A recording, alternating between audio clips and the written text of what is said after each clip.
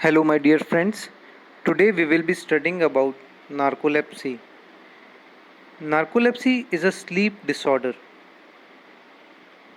How will you define narcolepsy? Narcolepsy is excessive daytime sleep that a patient cannot resist. The patient will feel sleepy during daytime, during working hours, while attending a class, or even while driving a car. Narcolepsy causes sudden attacks of sleep during daytime in a person.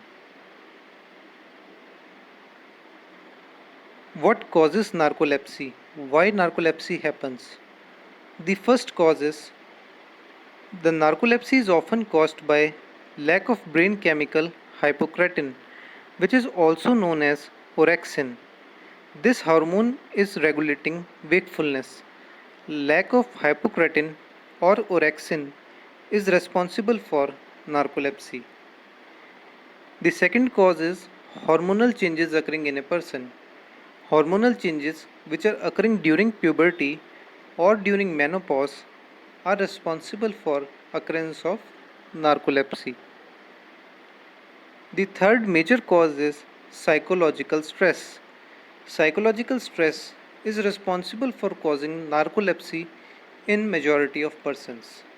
And this fourth cause is infection. Various infections including swine flu is known to be a causative agent for this disorder.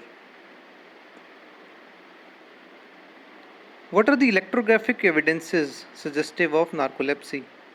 We are doing two tests for diagnosis of this disorder. The first is sleep latency test and the second is polysomnography test.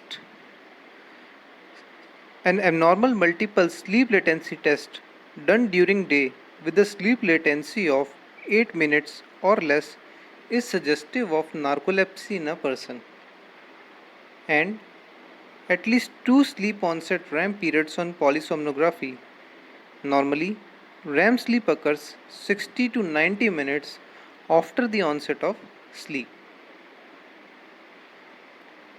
Diagnosis. How will you diagnose that a person is having narcolepsy? When the patient will come to you, he will complain that he is having excessive daytime sleepiness, which is occurring almost daily for at least 3 months, is suggestive of the disorder. The second feature is cataplexy.